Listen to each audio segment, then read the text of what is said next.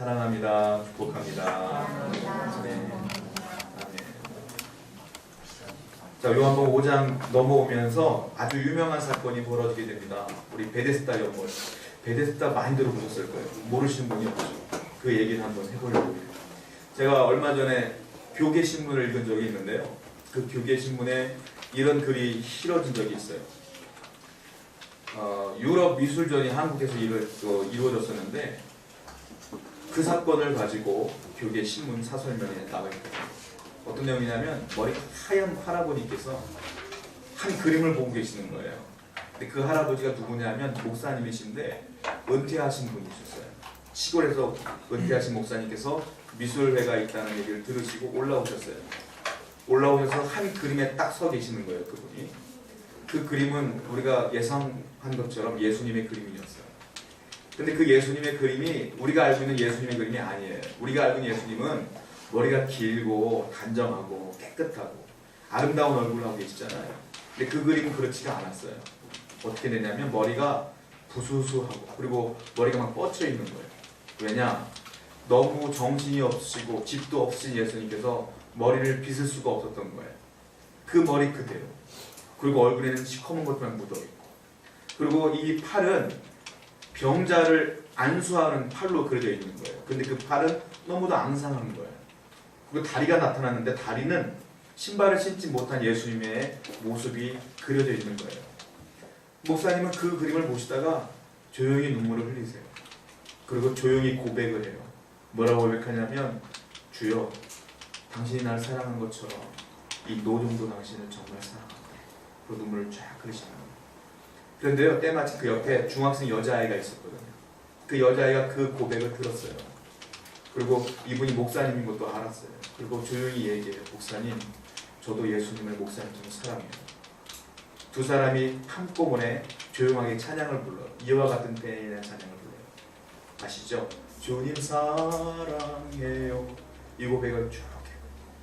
근데 두 사람이 찬양을 하는데 17사람이 근처에 있다가 조용히 모여요.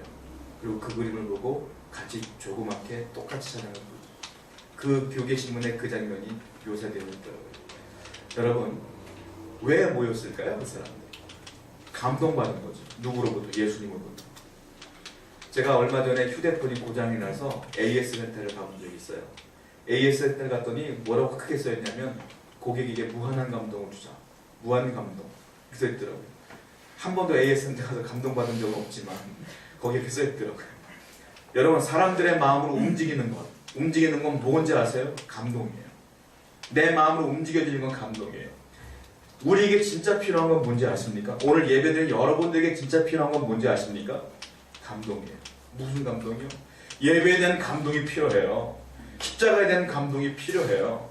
그런데 안타까운 것은 한국교계의 예배가 감동이 사라진 지가 오래됐다는 게 너무 안타까워요. 제가 어린 시절만 해도 처음 하나님 만나고서 예배 때마다 안 온 날이 없었어요. 지금도 저는 제 영적인 상태를 체크를 하는데 내가 예배 때 기도하기 전에 눈물이 나느냐 안 나느냐 그걸 체크를 하거든요.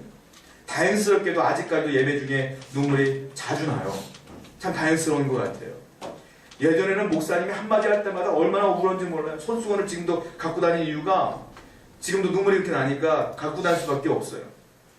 예전에 그랬어요. 근데 요즘은 그렇지가 않은 것 같아요. 많은 성도들을 볼 때. 엊그저께인가요? 뉴스를 봤어요. 15년 뒤에 중국이 세계 최대 기독교 국가가 될 거란 예상이 나왔더라고요. 15년만 있으면 대한민국이 아니라 중국이 기독교 최대 국가가 될 거예요. 중국 선교사님들의 설교를 많이 들어봤어요. 중국은 4시간 설교하고 5시간 설교하고 예배를 드리던 짧다고 아우성이래요. 예배 가운데 초롱초롱 눈빛으로 말씀을 전하는 그 설교들을 잡아먹을 듯한 눈빛으로 바라본대요. 서서 1시간, 2시간 우습게 예배 드린대요. 4시간 드리고 떠나려면 왜 떠나십니까? 또 붙잡는데요. 한국은 어때요? 1시간 넘어 1시간 10분 넘어가면 시계 보기 시작하죠. 저 목사님 이상하다. 오늘 웬일이냐. 잔소리가 많은가. 난리가 나요. 감동이 없어요. 감동이.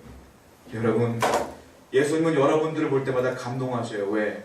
당신을 위해 십자가에 돌아가신 분이 여기 딱 앉아 있으니까. 그래서 우리 예수님 볼 때 감동이 있냐 이거예요. 이게 참 문제인 줄로 믿습니다. 오늘 예배 가운데 우리 가운데 다시 십자가의 감동이 살아나야 될 줄로 믿습니다. 자, 오늘 이 얘기를 왜 하냐면 이 감동과 굉장히 연결되어 있는 부분이 많아요. 왜? 감동이 없으면 성경을 보면 기적이 없어요. 감동은 뭐하고 연결되냐면 감동은 소망과 믿음으로 연결돼요. 감동이 먼저 시작돼요. 그러면서 믿음이 생기는 거예요. 소망이 생기는 거예요. 그리고 그 안에 놀라운 기적과 이적이 벌어져요. 한 주석가가 얘기했습니다. 성경을 한마디로 표현하자면 이게 두껍지 않습니까? 66권이라는 성경을 싹 뽑아버리면 기적과 이적을 싹 뽑아버리면 껍데기밖에 안 남는데요. 앞 껍데기, 뒷 껍데기밖에 안 남는데요. 성경은 쉽게 말하면 다 기적과 이적으로 연결되어 있는 부분이다 얘기예요. 왜? 창세기를 보면 세계를 창조하신 기적부터 시작합니다. 그리고 요한계시록을 보면 예수님이 다시 오실 재림에 대한 얘기를 하고 끝나요. 기적으로 시작하여 기적으로 끝나는 게 성경이에요. 그러므로 기적과 이적을 우리는 믿어야 돼요, 사실은. 자, 어디서부터 시작되느냐? 감동으로 시작된다 이거예요. 오늘 말씀을 보면 이게 세 번째 기적입니다. 요한복음에는 7가지 기적이 나오거든요. 오늘 본문의 베데스다 연못에서의 기적은 세 번째 기적인데 두 번째와 네 번째 기적은 뭔가가 연결되어 있어요. 다 의미가 있어요. 제가 처음에 1장 설명할 때 제가 말씀드린 적이 있는데 요한복음은 기적을 표적이라고 얘기해요. 왜냐하면 무엇인가 나타날 의미가 있기 때문에 그래요. 두 번째 기적, 첫 번째 기적은 뭐냐면 우리가 알다시피 물이 변하여 포도주가 되는 가나온인 잔치의 기적이 나타납니다. 그 쉽게 말하면 질적인 변화예요. 물이라고 하는 것과 포도주는 전혀 다른 물질이잖아요. 물질이 변화되는 완전히 바뀌는 기적을 나타내는 거예요. 우리 같은 사람이 변화되어서 완전히 주님의 백성으로 바뀌어지는 기적이 주님 안에 있다 이거예요. 그 기적이 있어요. 그리고 네 번째 기적은 이제 다음 주에 보게 될 건데, 다다음 주에 보게 될 건데 오병이어의 사건이 나와요. 오병이어의 사건은 어떤 기적입니까? 질적 변화가 아니라 양적 변화예요. 물고기 2마리로 보리떡 5개로 5,000명이 먹고 남는 양적인 변화, 그 기적이 나타나요. 양적 변화는 뭐예요? 우리가 아무것도 없지만 주님을 믿음으로 말미암아 영원히 풍성해지는 기적이 나타날 것이라는 의미가 여기 포함되어 있는 겁니다. 자, 이 기적이 있어요. 오늘 본문을 보면 배경이 나오는데 유대인의 명절이 시작됩니다. 1절 말씀 보겠습니다. 본문 1절로 들어옵니다. 같이 한번 읽어볼게요. 5장 1절 시작.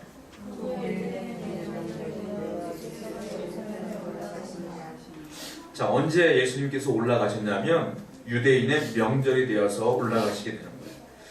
우리나라의 명절과 좀 흡사한 면이 있어요. 우리나라 명절 때 우리가 공휴일로 정해졌잖아요. 많은 사람들이 고향에 내려가요. 그러면서 고속도로가 정체가 되죠.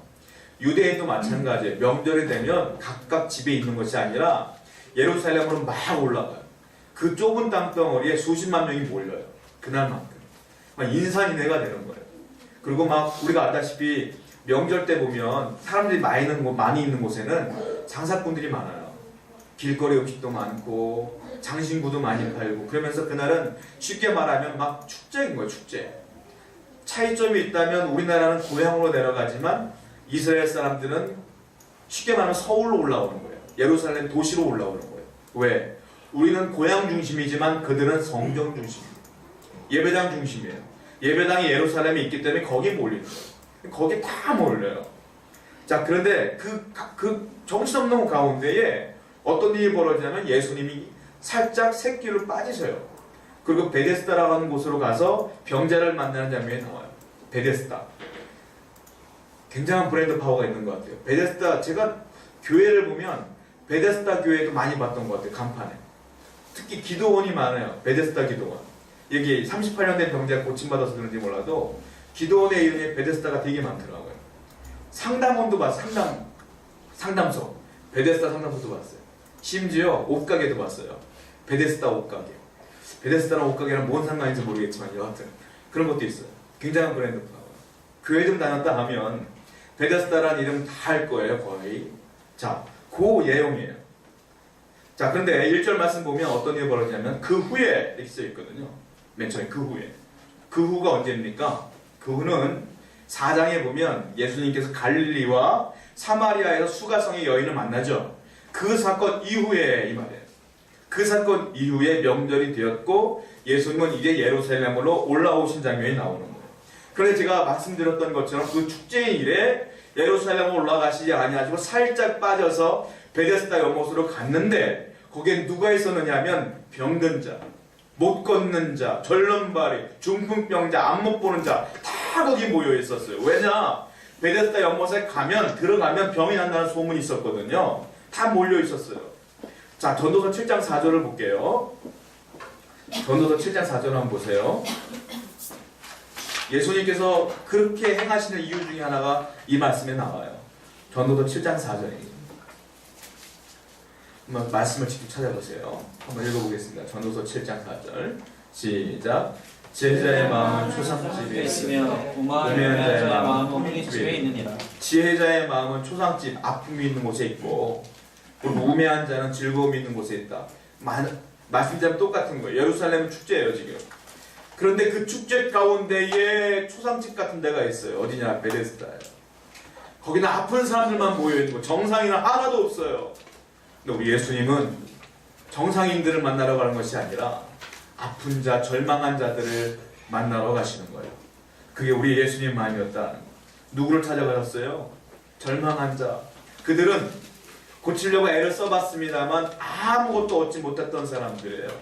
그러나 그 절망 가운데 있는 사람들을 찾아가셨다. 오늘도요, 우리 예수님을 찾는 사람이 있어요. 누굴 찾겠어요?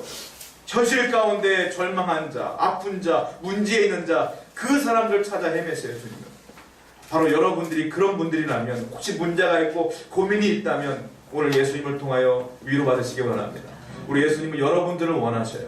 예수님과 함께 있기를 원하고 여러분이 고침받기를 원하세요. 그 은혜가 있기를 바라요. 자, 2절 말씀으로 들어갑니다. 본문 2절에 읽겠습니다. 시작. 예루살렘에 있는 양문 곁에 히브리 말로 베데스다라는 곳이 있는데 거기 행각 5이 있고. 자, 예루살렘에 보면 양문 곁에 히브리 말로 베데스다라고 하는 연못이 있다고 합니다. 근데 거기로 가신 거예요. 그런데 이 베데스다가 어디 있냐면 양문 곁에 있다고 그래요. 예루살렘에 보면 입구가 여러 개가 있어요. 우리나라도 동대문이 있고 남대문이 있고 이런 것처럼 예루살렘에도 그 성벽 가운데 문이 몇 개가 있어요. 먼저 동쪽에 있는 문을 뭐라고 하냐면 동쪽의 문을 열고 들어가면 실로암 못이 있어요. 그래서 그걸 샘문이라고 해요. 샘문이라고 하고 서쪽은 망대문이라고 해요. 그 남쪽은 무슨 문이라고 하냐면 분문이라고 해요. 분뇨할 때 분입니다.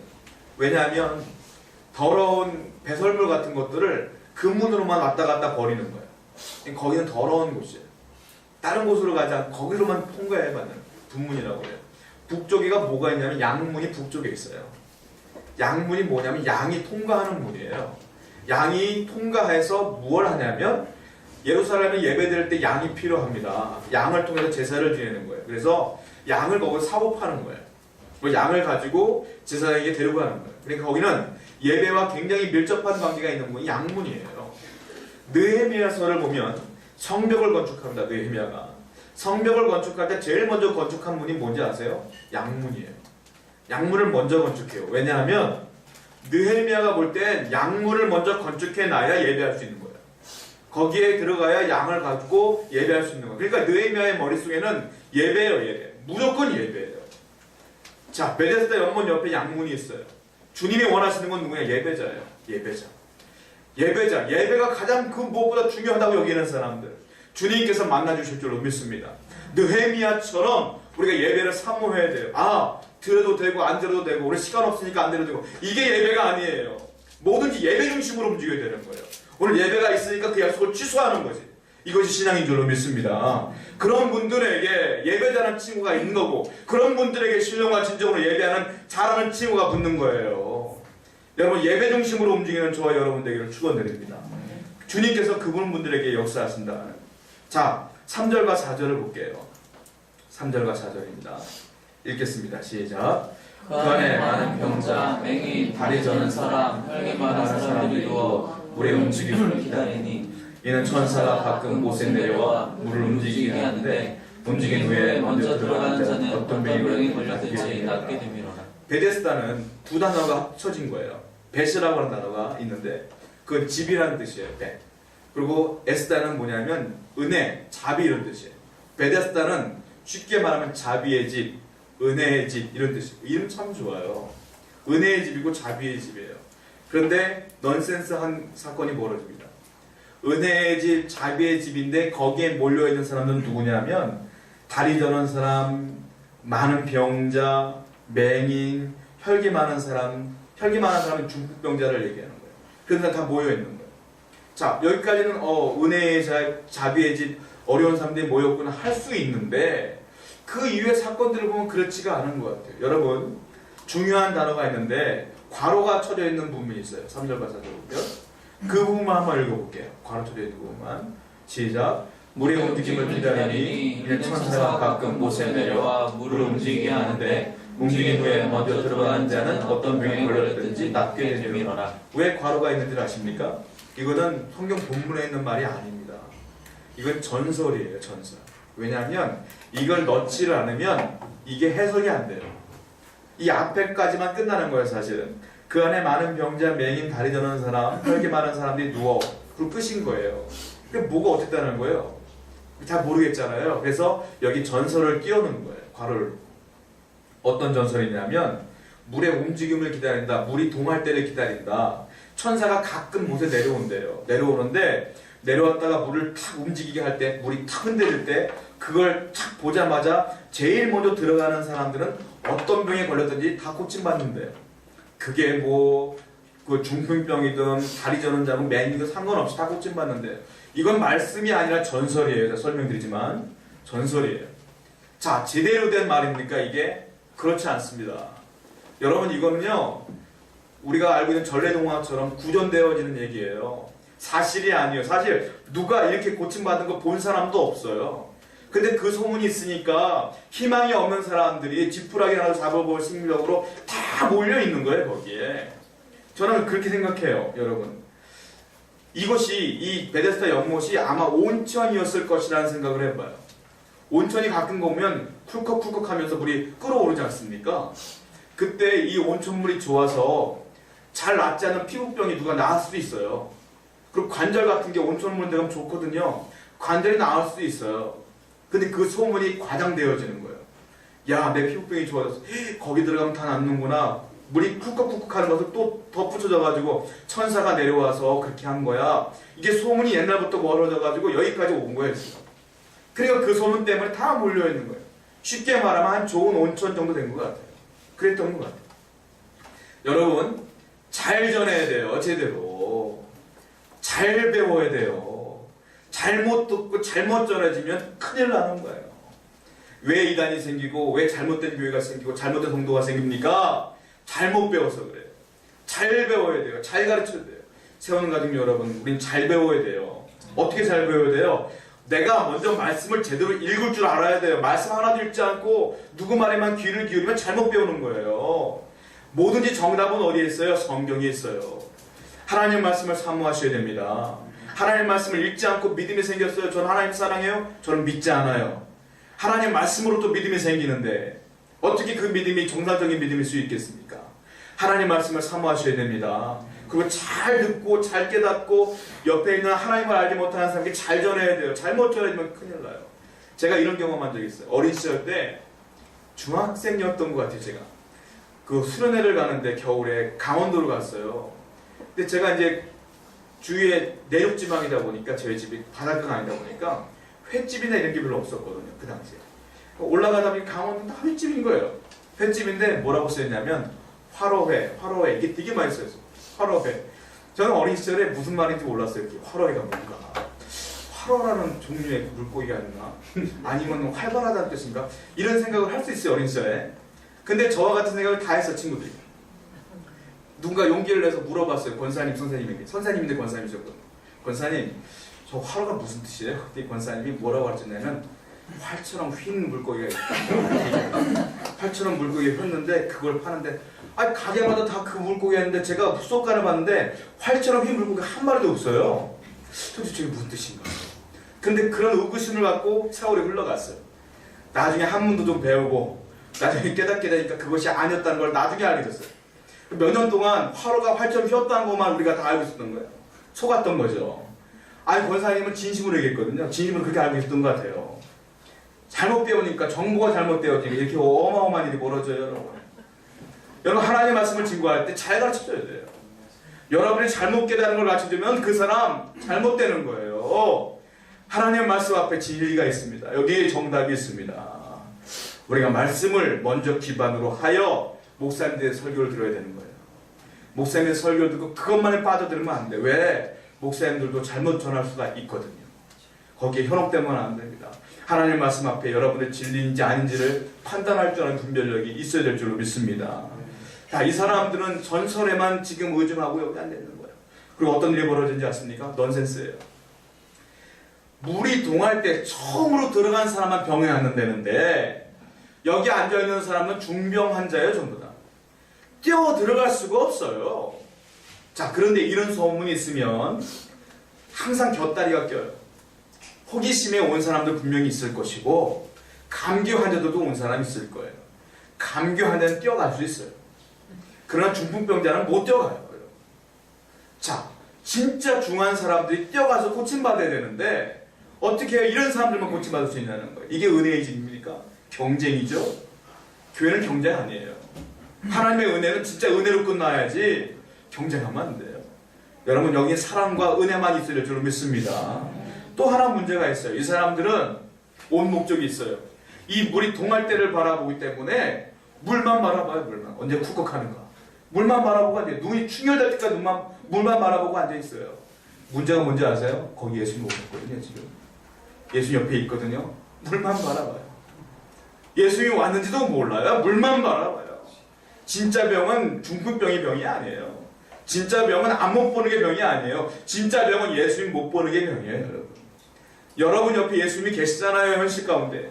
근데 그게 안 보여요. 예수님이 안 보여요. 뭐만 보여요? 내 현실만 보여요. 눈이 충혈되도록 그만 바라보고 있는 거예요. 그러니까 절망감이 올 수밖에 없고 아픔이 있을 수밖에 없죠. 주님 옆에 계십니다. 여러분. 근데 너무 통쾌한 게 뭔지 아십니까? 베데스다 연못에 물에 들어가서 고침받지 않고 38년 된 병자가 예수님 말씀을 듣고 병 고침받아요. 진짜 병 고침은 베데스다 연못에 있는 것이 아니라 주님께 있는 거예요. 문제 해결은 그 연못에 있지 않아요. 현실에 있지 않아요. 하나님께 있음을 믿으시기 바랍니다. 우리가 주님 바라봐야 되는 거예요. 그러므로. 자, 다시 한번 성경을 보겠습니다. 6절입니다. 5절과 6절입니다. 5절과 6절이에요. 읽어볼게요. 시작. 거기서 여덟에 된 병자가 있더라. 예수께서 그 누운 것을 보시고 병이 벌써 오래된 줄 아시고 이르시되 내가 낫고자 하냐. 예수님께서 연세가 그렇게 많지가 않으세요. 33세에 돌아가셨어요. 그런데 38년 된 병자가 있어요. 이 사람이 날 때부터 병 걸린 사람이라도 38살이에요. 근데 그렇지 않다고 하면 40이 훨씬 넘은 사람이 있을 거란 말이에요. 근데 이분에게 예수님께서 뭐라고 하시냐면 너라고 반말을 하시는 거예요. 그래서 네가 낫고자 하느냐 이렇게 물어봐요. 그런데 38년이나 애썼던 사람이 병 고침 못 받았잖아요. 이제 마지막 희망으로 여기 온 건데 너 낫기를 원해? 라고 물어보면 어찌 보면 잘못 들으면 놀리는 것 같을 수 있어요. 기분이 상당히 나쁠 수 있어요. 나 놀리는 거야? 내 몰골을 보고 뭐 하는 짓이야? 할 수 있어요. 그런데 이 사람은 그렇진 않았던 것 같아요. 예수님에 대한 그런 마음을 품지는 않았던 거예요. 자, 근데 중요한 게 있어요. 네가 낫고자 하느냐? 아니, 예수님은요 그냥 지나가시다가 톡 안 오셔도 날 수 있거든요. 근데 꼭 물어봐요. 이렇게 낫고자 하느냐? 고칠 걸 믿느냐? 꼭 물어봐요. 낫고자 하느냐? 이게 의미가 있어요. 왜 물어봤을까요? 왜 물어봤을까요? 예수님 충분히 고칠 수 있어요. 그러나 주님은 아무나 안 고쳐요. 네가 낫고자 하느냐? 수많은 사람들을 봤겠죠. 그 중에 나을 만한 사람을 캐치한 겁니다. 이 사람에게 다가오신 거예요. 물어보는 거예요. 낫고자 하느냐? 무슨 말이냐? 네 속에 아직도 소망이 있느냐? 이거예요. 고침받을 열망이 있느냐?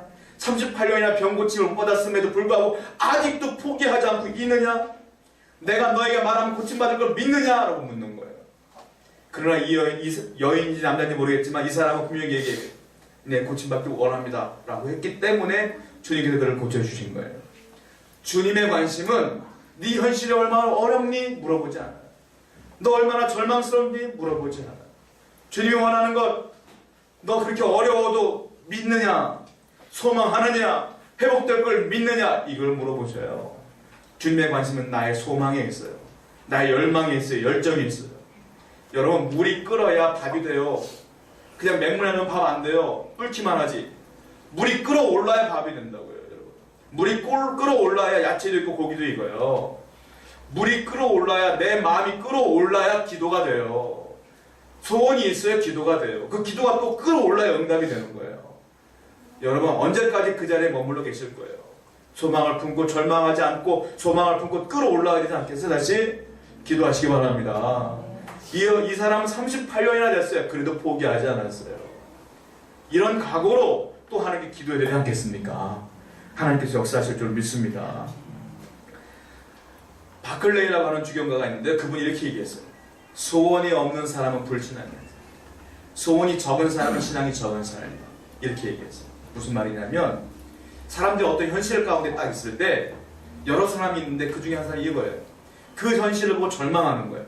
너무 힘든 거예요. 가능성이 없어 보니까 절망하는 거예요. 이 사람은 신앙이 약하다고 이분은 평가를 해요. 또 하나, 현실 가운데 할 수 있는 게 없어서 딱 팔짱 끼고 가만히 구경만 하고 있는 것, 그것도 그 사람도 신앙이 약하다고 보는 거예요. 또 하나, 게을러갖고 해야 될 일도 안 하고 나태한 사람들 다 신앙이 약하다고 해요. 왠지 아십니까? 예수님께서 십자가에 달려 못 박혀 돌아가셨지 않습니까? 나를 사랑하신다고 하시면서 내가 절망한다는 건 그 예수님의 사랑을 완전히 무시하는 행위라는 거예요.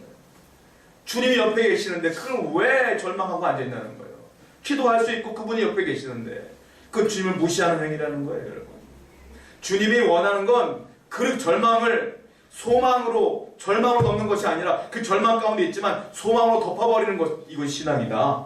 이렇게 바라보고 있는 거예요. 여러분, 절망보다 소망이 커야 돼요. 소망이 훨씬 커야 돼요. 절망할 수 있지만 오래 가면 안 돼요. 믿음으로 다 덮어버려야 돼요. 할렐루야. 이것이 믿음이에요. 이게 소망이에요. 예수님께서 그런 분들을 원하신다는 거예요. 자, 그런데 병자가요, 한 번에 예스하지 않아요. 동문서답하고 있어요. 왜? 그 안에 쌓인 게 너무 많은 것 같아요. 자, 7절 보세요. 본문 7절입니다. 읽겠습니다. 시작. 병자가 대답하되 주여 우리 움직일 때 나를 못에 넣어준 사람이 없어 내가 가는 동안에 다른 사람이 먼저 내려가나이다. 네가 낫고자 하느냐 물어봤으면 예 주님 낫고자 합니다 이렇게 나오는 것이 아니라 갑자기 하고 싶은 말을 해요. 본인이 하고 싶은 말. 그 말이 무슨 말이냐면 억울하다 이거예요. 나는 걸을 수가 없는데 물이 탁 움직이잖아요. 한번 그때 사람들이 뛰어들어간다는 거예요. 나를 넣어줄 사람조차 없다는 거예요. 내 주위에 한 사람도 없어요. 내 넣어줄 사람이 없습니다. 이 말은 원문으로 보면 뭐라고 써있냐면 나는 넣어주는 사람을 한 명도 갖고 있지 않아요. 이 말이에요. 단 하나도 없다는 뜻이에요. 아무것도 없다는 거예요. 그러다 보니까 주위 사람이 다 원망스러운 거예요. 이게 원망을 표출해내는 거예요. 이렇게 쉽게 말하면 당신이 좀 넣어주실래요? 이렇게 말하는 거예요. 이걸 또다시 말하면 이 사람은 예수님을 나의 구원자로 딱 매일 이벤트로 보는 게 아니라 당신은 그냥 나를 물에 넣어줄 조력자로만 보는 거예요. 좀 넣어주세요. 이거예요. 예수님은 물에 안 넣어줘도 괜찮잖아요. 그 넣어달라는 거예요. 물이 중심이고 예수님이 조력자인 거예요. 이 사람은. 아직까지. 우리가 이렇게 살 때가 많아요. 주님이 아니 예수님 한 분만이면 되는데 엉뚱한 걸 바라보며 조금 도와주시면 감사합니다 라는 식으로 살 때가 많아요. 내가 이것도 다 챙겨놓고 이렇게 만들어 놓은 다음에 이제서야 주님 좀 도와주세요. 아니에요 여러분. 그거 없어도 돼요. 주님만 계시면 돼요. 주님이 역사하시면 되는 거 아니에요. 근데 많은 사람들은 착각을 할 때가 너무 많아요. 이 사람들 그런 착각을 하고 있다는 거예요. 또 하나, 이 사람은 주위 사람들의 원망이 너무 많아요. 여러분 글씨 잘 못 쓰는 사람이 있어요. 근데 참 희한하게 글씨를 못 쓰는 사람들이 좋은 펜을 원해. 또 좋은 펜을 가지면 글씨를 잘 쓸 줄 아나 봐. 펜을 바꾸기도 해요. 그러나 펜을 보면 조금 진하게 나올지 몰라도 그 글씨는 똑같거든요. 사실 어떤 상황이냐면 내가 보여지는 상황의 문제를 해결하기 애쓰면 뿌리 없는 나무에서 열매 따는 건 똑같은 거예요. 임시방편적인 거지 근본적인 해결은 안 되는 거예요. 여러분 예수님이 약간 조력자로 도와주는 것은 근본적인 해결이 아니에요. 예수님이 직접 도와주셔야지 해결해낼 줄 믿습니다. 이것이 진짜라는 거예요. 근데 많은 사람들 착각을 해요. 이 사람들은 착각을 해요. 자, 그런데 예수님은 기분 나빠하시지 않고 동일한 말씀을 하셔요. 8절과 9절입니다. 한번 읽어볼게요. 시작. 예수께서 이르시되 일어나 네 자리를 들고 걸어가라 하시니 그 사람이 곧 나와서 자리를 들고 걸어가니라. 이날은 안식일이니. 의구심이 들었어요. 뭐가 의구심이 들었냐면 왜 이 38년 된 병자만 고쳤을까? 거기는 얼마나 많은 병자가 많았겠어요. 근데 성경에 기록된 건 이 사람뿐이 없단 말이에요. 왜 이 사람만 고쳤지? 하는 생각이 들었고, 또 하나는 9절 말씀 보면 이날은 안식일입니다. 안식일날 병 고치면 안 돼요. 이날 유대인의 법 가운데 안식일날은 아무 일도 하면 안 돼요. 제가 예전에 설명해 드렸는데 우리 서울신학대학교 다닐 때 그 교수님께서 이스라엘에서 유학하신 분이 계셨어요. 구약학 교수님이셨는데 친구가 본인을 초대를 했대요. 왜 초대를 했는가 봤더니 그날이 안식일인 거예요. 안식일. 근데 잠을 자야 되는데 안식일 시간이 지나버렸는데 불을 깜빡하고 못 끈 거예요. 전등을. 이 불을 끄는 것도 일인 거야. 그들에게는. 그러니까 너는 유대인이 아니니까 와서 불 좀 꺼달라고 부른 거예요. 이분이 가서 불 꺼주고 왔대요. 그냥. 이 불 끄는 건 안식일을 범하는 거라고 해서. 그래요. 그 사람들이. 지금도 그래요. 근데 이 당시는 어땠겠어요? 안식일날 병 고쳐요? 이게 큰일 나는 일이거든요. 그런데 제가 궁금한 게 그거예요. 왜? 다른 날 고치시지 왜 안식일날 고치셔갖고 예수님이 이 사건 이후로 엄청난 공격받아요. 유대인들에게. 완전히 적이 되거든요. 아니 그들과 함께 사이좋게 사역하면 더 많은 사역할 수 있는데 왜 하필 안식일날 고쳐서 공격을 받았을까? 왜 이 많은 병자 중에 한 명만 고쳤을까라는 의구심이 들었어요. 왜 그랬을까요? 예수님은 네가 낫고자 하느냐 물어볼 때에 대답한 사람만 고치신 거예요. 그런데 네가 낫고자 하느냐 했을 때 이 사람만 진심으로 대답한 것 같아요. 아니 왜냐하면 두 번째 일 때문에 그래요. 이날이 안식일이었거든요. 그 사람이 날 고쳐주면 나도 안식일을 범하는 거거든요. 예수님이 또 뭐라고 하십니까? 네 자리를 들고 걸어가라. 자리가 뭡니까? 돗자리 같은 거거든요. 자리를 들잖아요. 이거 일하는 거예요.